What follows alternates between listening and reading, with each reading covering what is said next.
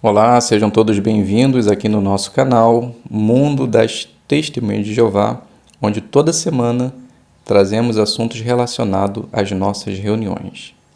Nesse vídeo nós vamos considerar algumas partes da reunião Nossa Vida e Ministério Cristão.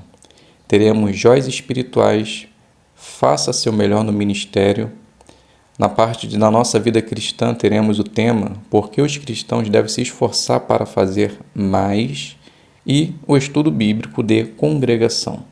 Então vamos juntos considerar agora nessa reunião.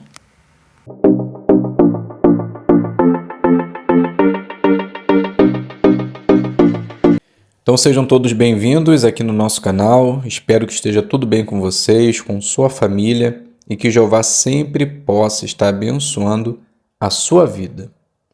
Vamos agora considerar uma parte importante da nossa reunião, que é joias espirituais. E vamos ver as informações valiosas que temos para essa semana. Então vamos fazer a consideração da primeira pergunta da apostila, que está baseado no livro de 2 dos Reis, capítulo 12, o versículo 1, que diz assim: No 7º ano de Jeú, Jeoás tornou-se rei e reinou por 40 anos, em Jerusalém. O nome da sua mãe era Zíbia, de Berseba.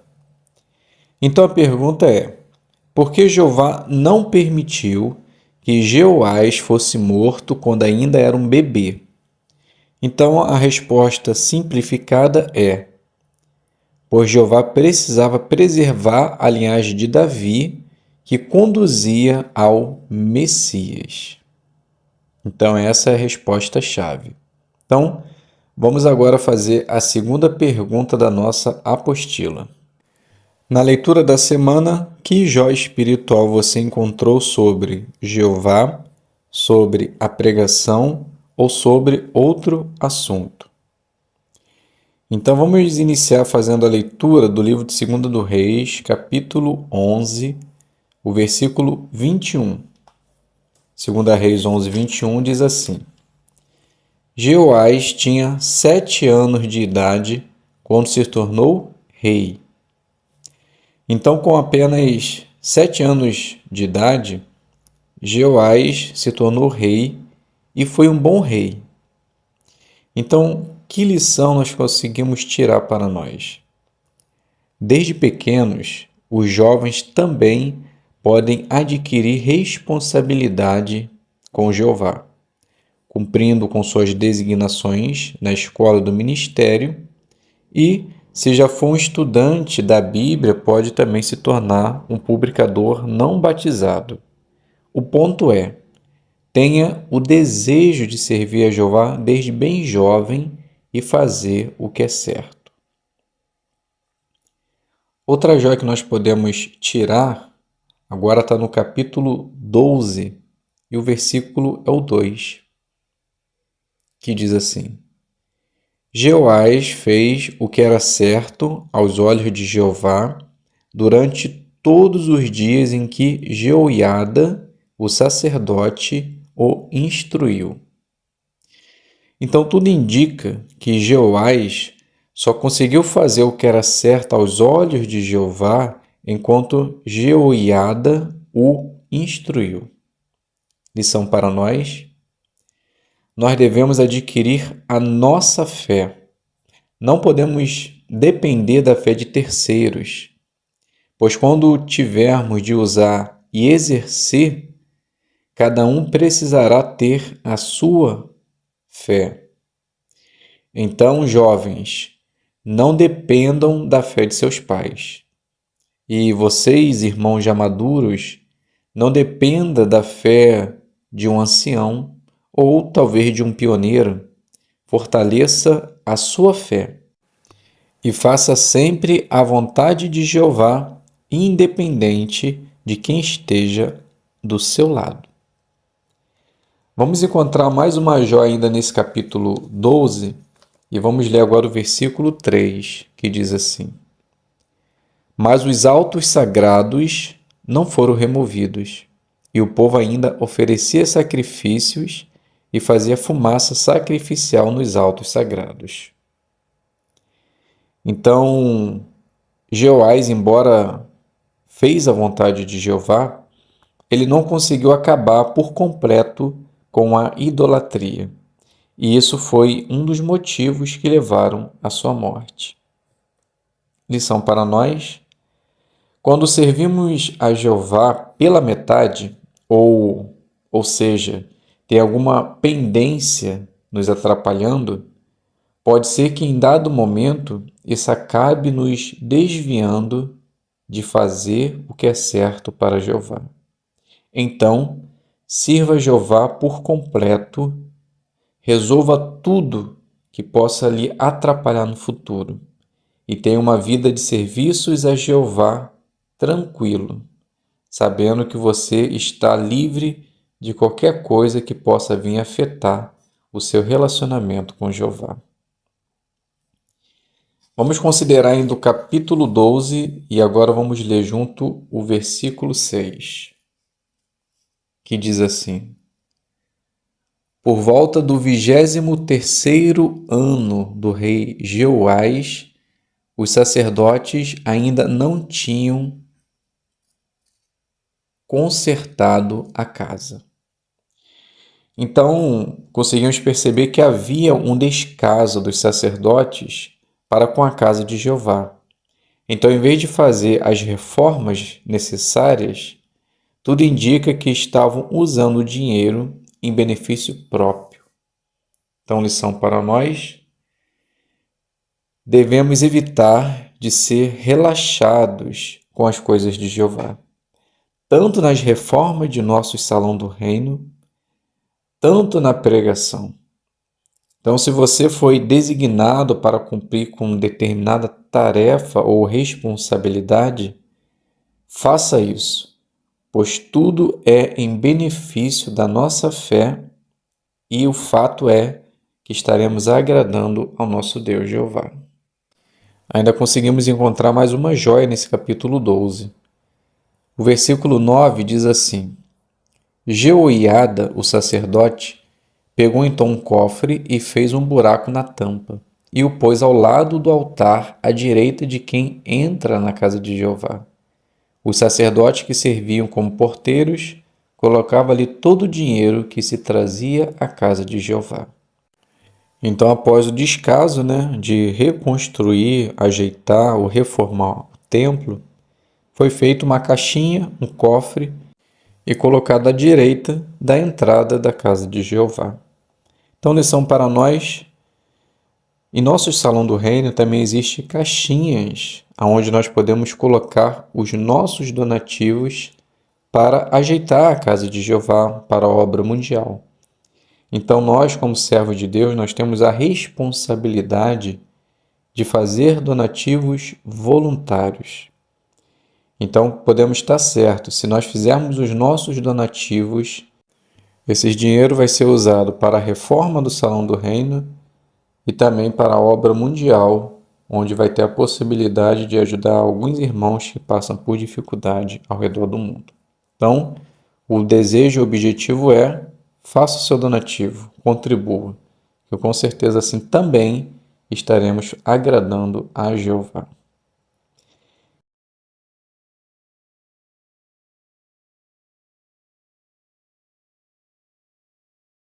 Use o assunto da primeira conversa que aparece na seção Conversas sobre a Bíblia. Convide a pessoa para a reunião e use o vídeo O que acontece em um salão do reino, sem mostrar durante a parte. E depois comente algo sobre o vídeo. Então a primeira conversa ela fica assim: eu fiz uma demonstração baseada no serviço de campo normal, ok? Então o publicador se chama Sara e a moradora se chama Esther. Então Sara inicia assim: bom dia, vizinha, como vai a família, tudo bem? Então Esther responde: bom dia, tudo bem sim. Sara continua: que bom, me chamo Sara e hoje estamos usando a palavra de Deus para responder uma pergunta que com certeza queremos obter a resposta. Como você se chama? A Esther diz, meu nome é Esther. Então Sara continua: Esther, você já se perguntou se um dia a violência e a guerra irá acabar? Então Esther diz: Esse realmente é uma pergunta difícil de responder. Mas no fundo do meu coração eu desejo que sim. Então Sara continua. Obrigado por sua resposta. Veja o que o rei Davi, em um de seus poemas, disse no Salmo 37, 10 e 11. Aí depois da leitura do texto você diz assim: já pensou nessa possibilidade? Então Esther diz: acho que nunca. Sara continua: mas você pode acreditar nessas palavras, pois Deus nos garante isso. Eu gostaria de lhe convidar a nos fazer uma visita. Você já foi em nosso salão? Esther diz: ainda não. Sara continua: então vou te mostrar um vídeo. Aí você já vai entender como funcionam as nossas reuniões. Então mostra o vídeo, né? O que acontece no salão do reino e depois diz: percebeu? Lá é muito tranquilo.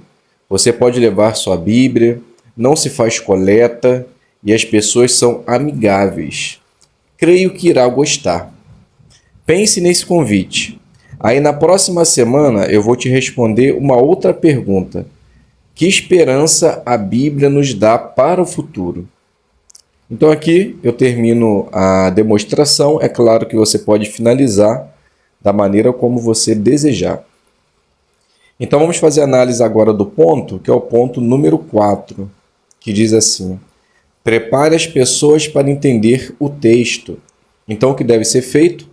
Deixe claro o motivo de você ler um texto.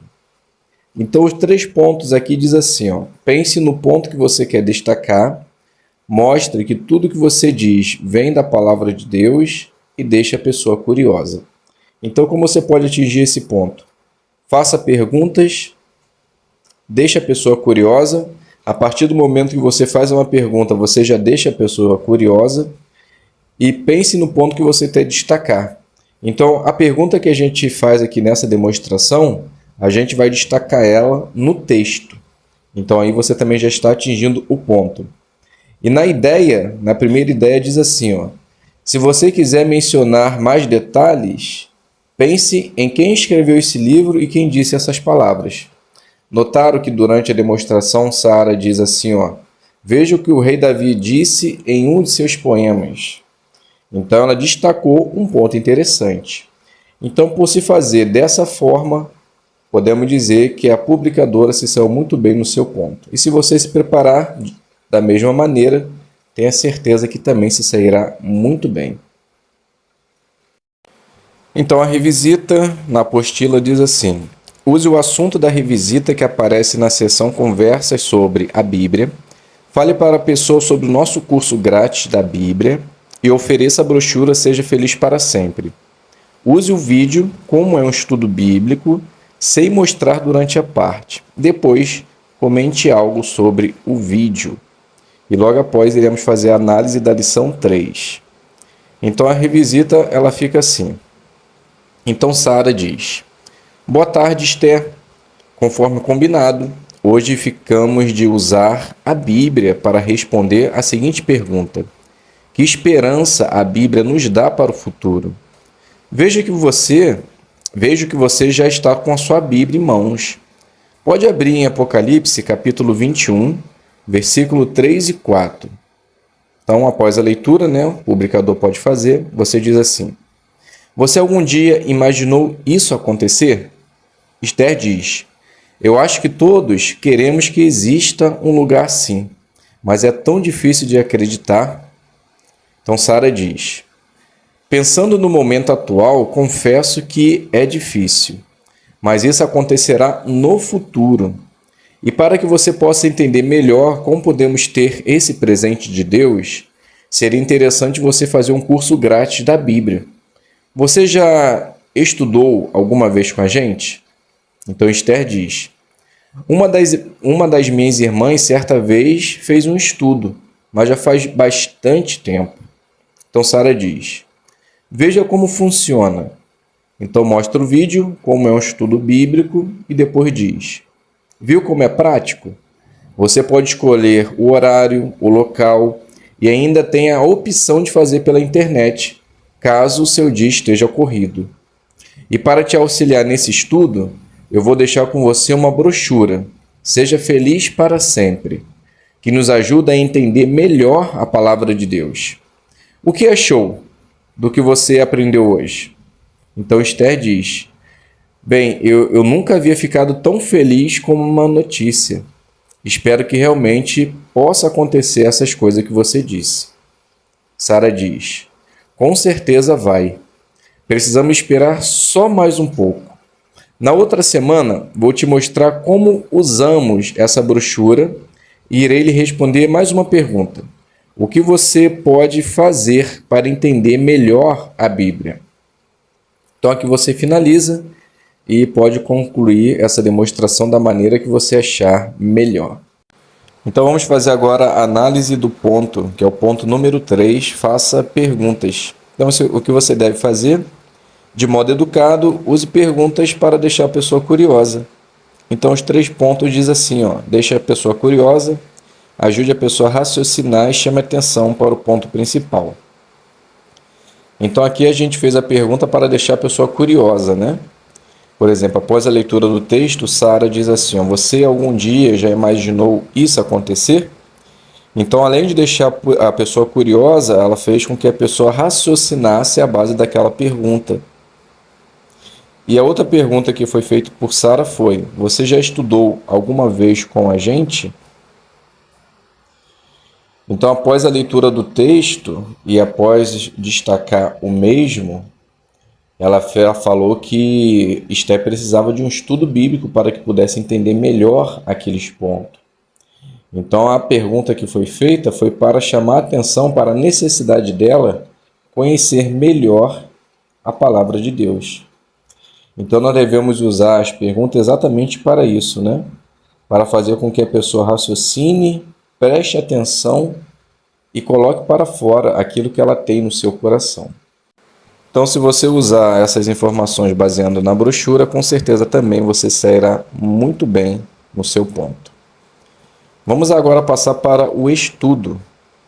O estudo está na Seja Feliz para Sempre, né? Na lição 8.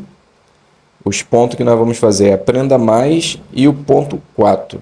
E após, vamos fazer a análise da lição 6. Então o estudo fica assim. Sara inicia.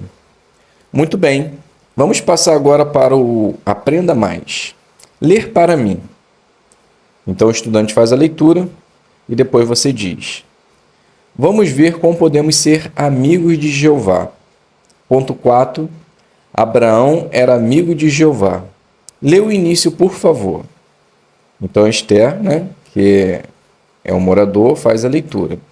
Então depois você diz assim: antes de fazermos as perguntas, vamos ler o texto de Gênesis 12, 1 ao 4. Então você ou o morador faz a leitura.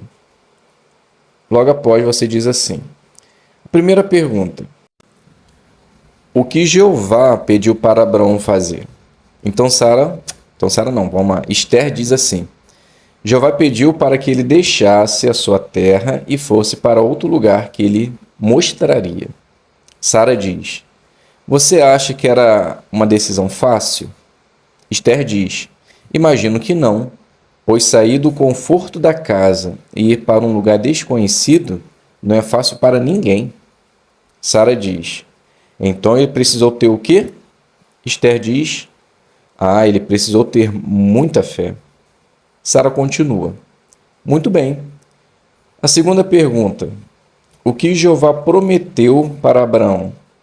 Então Esther diz: Jeová prometeu que ia fazer dele uma grande nação e iria abençoá-lo. Então Sara continua: excelente. A última pergunta: o que Abraão fez? Esther diz: Abraão foi assim como Jeová havia mandado. Sara continua: isso mesmo. Jeová pediu para ele deixar seu conforto, prometeu abençoá-lo e ele foi, cumprindo a ordem de Jeová. Isso nos ensina uma lição valiosa. Precisamos também estar disposto a deixar de lado o nosso conforto e cumprir com as ordens de Jeová. Se colocarmos a vontade de Deus em primeiro lugar na nossa vida, também seremos abençoados. Então aqui você finaliza o seu estudo. Então a lição 6, ela diz assim, explique por que você leu o texto. Então o que você deve fazer? Leia o texto e explique o que ele tem a ver com o ponto antes de ir para a próxima ideia. Então, nos 2 pontos finais diz assim, destaque o ponto que você quer que as pessoas se lembrem e explique de modo simples. Perceberam que no final a Sara, ela repete alguns pontos do texto? Ela diz assim, Jeová pediu para ele deixar o conforto, prometeu que iria abençoá-lo e cumpriu com a ordem de Jeová. Então essas 3 frases, ela está relembrando aquilo que foi lido no texto. Então, além dela destacar o ponto principal, ela quer que a pessoa se lembre daquilo e ela explica de uma maneira simples aquilo que foi lido no texto. Então, por ela repetir a ideia do texto usando as suas próprias palavras, ela conseguiu atingir muito bem o seu ponto. Mas notem, quando for explicar o texto usando suas próprias palavras, não fuja daquilo que a palavra de Deus já ensina e que as publicações também já ensinam, tá bom? Se fizer assim, pode ter certeza também que você sairá muito bem na sua demonstração.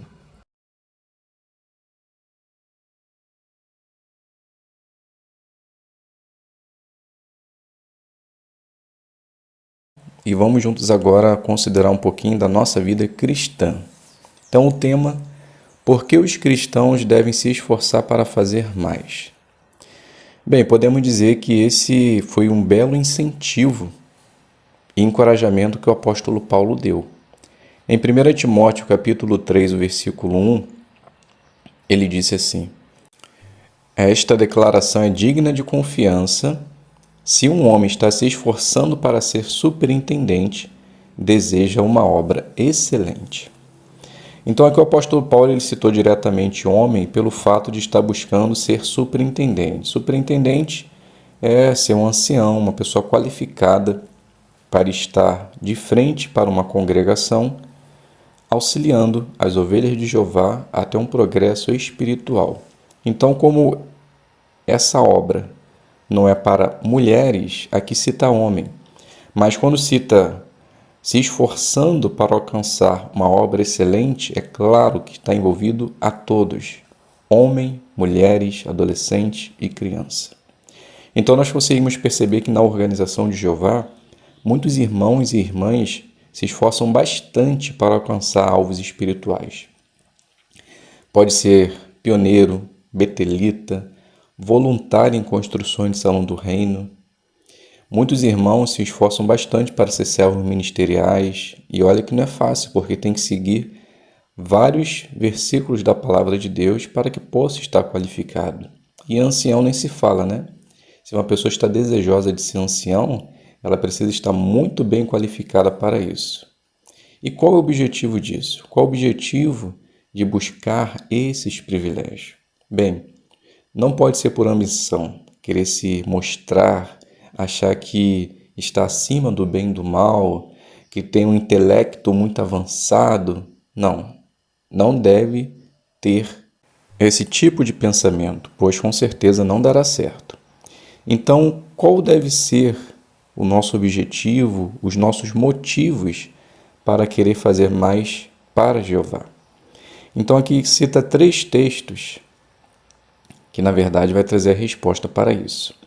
Então o primeiro é Mateus 5, 14 e 16, que diz assim: vocês são a luz do mundo. Não se pode esconder uma cidade situada sobre um monte. As pessoas acendem uma lâmpada e a colocam não debaixo de um cesto, mas em cima de um suporte, e ela brilha sobre todos na casa. Do mesmo modo, deixe brilhar sua luz perante os homens, para que vejam suas boas obras e deem glória ao seu Pai que está nos céus. Então, de acordo com esse texto, qual o motivo que temos para querer fazer mais para Jeová? Bem, primeiro porque quando fazemos a vontade de Jeová, as obras de Deus e de Jesus, nós somos como uma luz, uma lâmpada que brilha. E Quando falta luz na nossa casa, a gente acende uma vela, não coloca embaixo de um cesto, né? A gente coloca num lugar mais alto para que possa iluminar mais. Igualmente somos nós. Quando nós estamos desejosos de fazer uma obra para Deus, a nossa luz brilha e as pessoas começam a ver as nossas obras e vão dar glória a Jeová. Então, o nosso motivo é que nós somos a luz do mundo e, ao fazer isso por meio de obras, estaremos glorificando o nosso Pai Jeová. 1 Timóteo 4,15 diz assim, deixa eu abrir aqui, medite nessas coisas, concentre-se totalmente nelas, para que o seu progresso seja claramente visto por todos. Então, de acordo com esse texto, que motivo temos para fazer mais para Jeová? Para que o nosso progresso seja claramente visto por todos. Mas aí você pode pegar um pouco do texto de Mateus. Quando essa luz brilha, né, esse progresso brilha, nós estamos dando glória a Deus.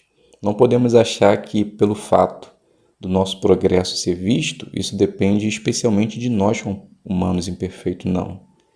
Tudo que nós fazemos proveniente para a obra do reino está condizente com o Espírito Santo. E isso quem fornece para nós é Jeová e Jesus. Então, quando o nosso progresso é visto, imediatamente a glória é de Deus. Não é assim que acontece humanamente falando? Por exemplo, quando você vê um jovem fazendo algo de bom, né, tendo uma conduta excelente, você logo diz, olha, foi bem educado pelos pais, ou, poxa, parece tanto com seu pai, tanto com a sua mãe. Então, quando reflete algo de bom numa pessoa, a gente logo denomina outra, né, por trás daquilo.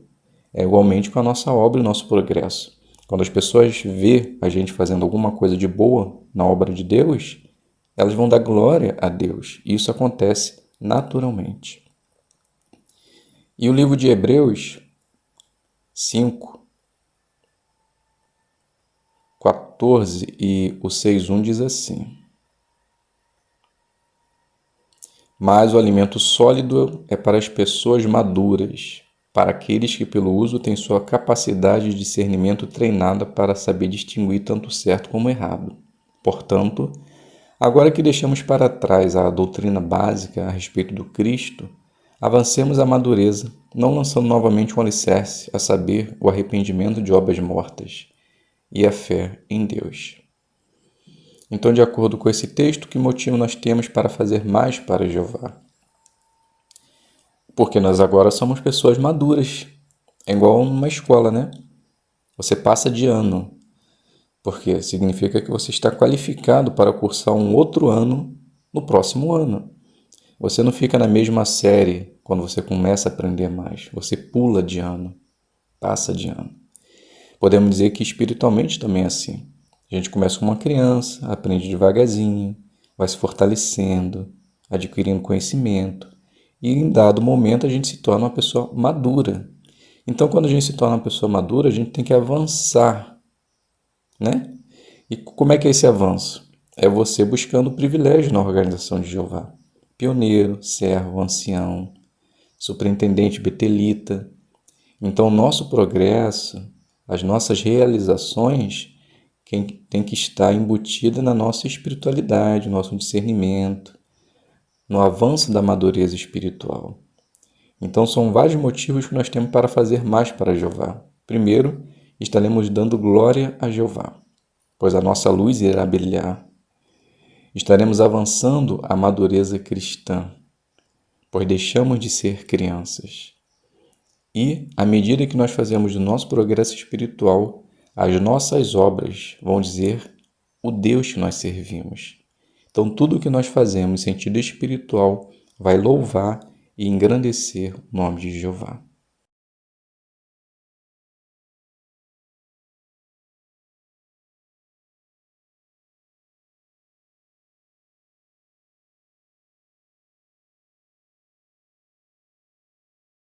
O que acontece quando a pessoa morre? Então, é a lição 29. Vamos iniciar o nosso estudo fazendo a leitura da introdução. Já perdeu alguém que você ama na morte? Numa situação tão difícil assim, talvez você se pergunte: o que acontece quando a pessoa morre? Será que nunca mais vou ver essa pessoa que eu amo? Nesta lição e na próxima, vamos ver que as respostas da Bíblia são muito consoladoras. Então vamos ler o ponto 1. Jesus comparou a morte a um sono profundo. A pessoa que está dormindo profundamente não sabe o que está acontecendo em volta dela. Em que sentido a morte é igual ao sono? Depois que a pessoa morre, ela não sente mais nada. Ela não sente dor nem está sofrendo. A Bíblia diz que os mortos não sabem absolutamente nada. Pergunta do 1. O que acontece quando a pessoa morre? Então a resposta: essa pessoa ela não sente mais nada. Ela não sente dor nem está sofrendo. A Bíblia diz que os mortos não sabem absolutamente nada. Leitura do 2. Muitas pessoas têm medo de morrer e têm até mesmo medo dos mortos. Mas saber o que a Bíblia ensina sobre a morte nos deixa aliviados. Jesus disse: a verdade os libertará. Algumas religiões dizem que todo mundo tem uma alma que sobrevive à morte, mas a Bíblia não ensina isso. Sendo assim, ninguém sofre depois que morre. Além disso, os mortos não podem nos prejudicar, já que eles não sabem de nada que está acontecendo. Então, não é preciso fazer nada para agradar ou adorar os mortos, nem rezar por eles. Alguns dizem que podem falar com os mortos, mas isso é possível? Quando acabamos de ver, os mortos não sabem absolutamente nada. Quando alguém acha que falou com um amigo ou um parente e morreu, na verdade ele pode estar falando com os demônios que fingem ser a pessoa que morreu. Por isso, saber a verdade sobre a morte nos protege dos demônios. Jeová diz para nós não tentarmos falar com os mortos porque ele sabe que os demônios são perigosos. Então a pergunta: como saber a verdade sobre a morte nos ajuda? Então a resposta: porque saber a verdade sobre a morte nos protege dos demônios. Porque as pessoas que não acreditam na morte, que a pessoa simplesmente deixou de existir, elas tentam falar com essas pessoas e infelizmente acaba falando com os demônios. E eles são perigosos. Aprenda mais. Saiba mais sobre o que acontece quando a pessoa morre. Você também vai aprender que um Deus tão amoroso como Jeová jamais iria torturar alguém depois da morte. Isso vai fortalecer sua confiança no nosso amoroso Deus Jeová. Ponto 3. Aprenda a verdade sobre os mortos. Ao redor do mundo, as pessoas têm ideias diferentes sobre o que acontece quando morremos. E é claro que nem todas essas ideias podem estar certas. Na região onde você mora, o que as pessoas acham que acontece na morte? Então, se você quiser, no final desse vídeo, deixa lá nos comentários. Para ver o que a Bíblia ensina, assista ao vídeo e depois leia Eclesiastes 3:20 e converse sobre o ponto. Então, veja um vídeo e vamos depois fazer a leitura do texto. Então o texto diz assim, Eclesiastes 3:20: todos irão para o mesmo lugar, todos eles vieram do pó e todos eles retornam ao pó. Então, de acordo com esse versículo, o que acontece quando a pessoa morre? Então o texto é bem claro, né? Todos nós voltamos para o pó. Segunda pergunta, será que esse texto diz que depois da morte a alma ou o espírito da pessoa continua a viver em algum lugar? Então a resposta é óbvia, né? Não. Esse texto não dá nenhum indício de que isso acontece.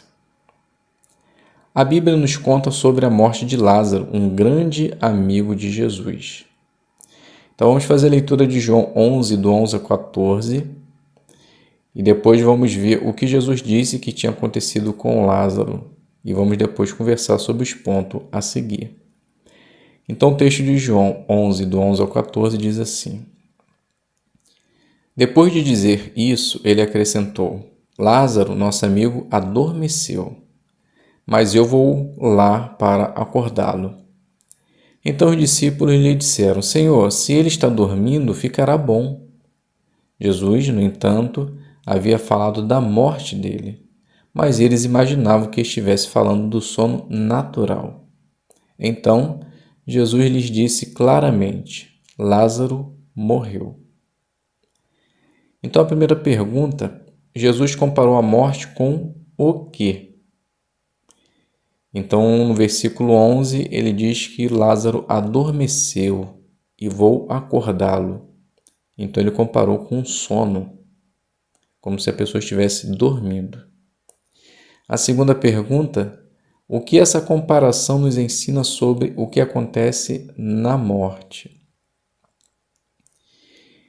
Bem, então assim como um sono natural, quando a gente dorme, a gente não se lembra de nada, a gente não estamos em outro lugar, não estamos fazendo nada, simplesmente estamos dormindo. Então é o que acontece na morte. Quando morremos, simplesmente deixamos de existir. Não vamos fazer mais nada. A terceira pergunta, você acha que isso que a Bíblia diz faz sentido? A resposta é claro que sim, né? Então, pegando novamente o texto, ali no versículo 14, Jesus diz, né? Lázaro morreu. Então, para Jesus, a morte é como um sono.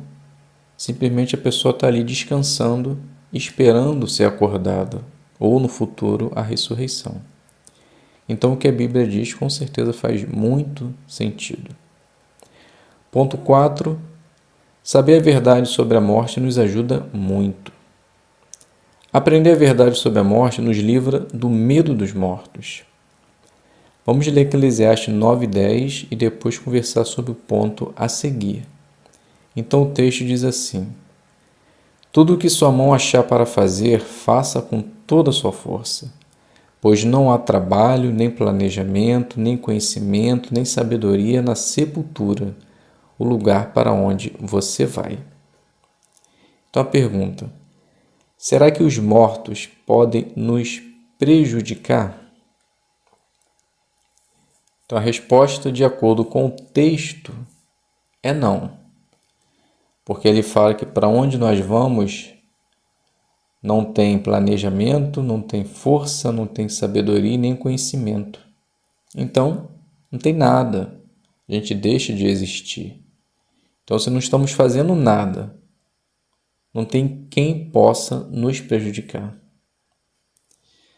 Dando continuidade, quando sabemos a verdade da Bíblia, não acreditamos na mentira que é preciso agradar ou adorar os mortos. Então vamos ler Isaías 8:19 e Apocalipse 4:11. E depois vamos conversar sobre o ponto a seguir.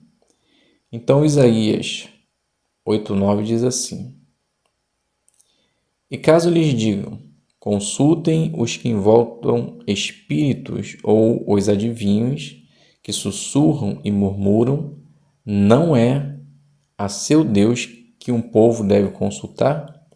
Será que eles devem consultar os mortos em favor dos vivos? E Apocalipse 4:11 diz: Digno é Jeová, nosso Deus, de receber a glória, a honra e o poder, porque criaste todas as coisas, e por tua vontade elas vieram à existência e foram criadas. Então a pergunta: como você acha que Jeová se sente quando uma pessoa adora os mortos ou pede ajuda de alguém que já morreu? Então a resposta, no versículo 19, ali diz que nós devemos buscar ou consultar a Jeová. E em Apocalipse ele fala que somente Jeová é digno de todas essas qualidades descritas, porque nós fomos feitos por a vontade de Deus. Então, com certeza, Jeová deve se sentir magoado, né? Talvez triste, e fica observando lá do céu e se perguntando talvez: mas por que aquele meu filho não adora a mim? Eu o criei, eu dei vida para ele, porque ele vai em busca de algo que nada o fez. Então, quando nós adoramos a Jeová, buscamos a Jeová, com certeza Jeová vai se agradar disso. Dando continuidade, ponto 5, é um alívio saber a verdade sobre a morte. Muitas pessoas aprenderam que depois que morrerem, vão sofrer pelas coisas erradas que fizeram. Mas é um alívio saber que não vamos sofrer depois da morte, mesmo que a gente tenha feito coisas ruins. Então vamos ler Romanos 6, 7 e depois conversar sobre o ponto a seguir. O texto passa a dizer assim: pois quem morreu foi absolvido do seu pecado. Então a pergunta: a Bíblia diz que quando a pessoa morre, ela é absolvida dos seus pecados, ou seja, para Deus, os pecados dela foram pagos. Sendo assim, você acha que alguém que morre ainda vai sofrer pelos pecados que cometeu? Então a resposta direta é não. Se a pessoa já pagou pelos seus pecados, não tem o que sofrer depois da morte. Quanto mais aprendemos sobre Jeová, mais percebemos que ele jamais ia deixar os mortos sofrerem. Então, Deuteronômio 32, 4 e João 4, 8 diz assim: a rocha, perfeito é tudo o que ele faz, pois todos os seus caminhos são justos. Deus de fidelidade que nunca é injusto, justo e reto é ele. E 1 João 4, 8: quem não ama não conhece a Deus, porque Deus é amor. Então a primeira pergunta: será que um Deus com as qualidades que vimos nesses versículos ia torturar as pessoas que morreram? Que morrem? A resposta é não. Jeová é muito amoroso e tudo o que ele faz é justo, então ele jamais faria isso. E a segunda pergunta: você se sente aliviado de saber a verdade sobre o que acontece na morte? Por quê? Com certeza todos nós sentimos aliviados. Só pelo fato de não deixar com que essa mentira de que sofremos após a morte sucumba o nosso espírito vivo, com certeza é maravilhoso. Então vamos passar para a revisão. O que acontece quando a pessoa morre? Então quando a pessoa morre, ela volta ao solo. Simplesmente ela deixa de existir. Segunda pergunta: como nos ajuda a saber a verdade sobre a morte? Resposta: pois quando sabemos a verdade sobre a morte, nós nos sentimos aliviados de saber que não precisamos adorar os mortos, ficar com medo dos mortos, achando que ele vai fazer alguma coisa para nos prejudicar. Então, com certeza, nós estamos livres desses pensamentos. E a última pergunta,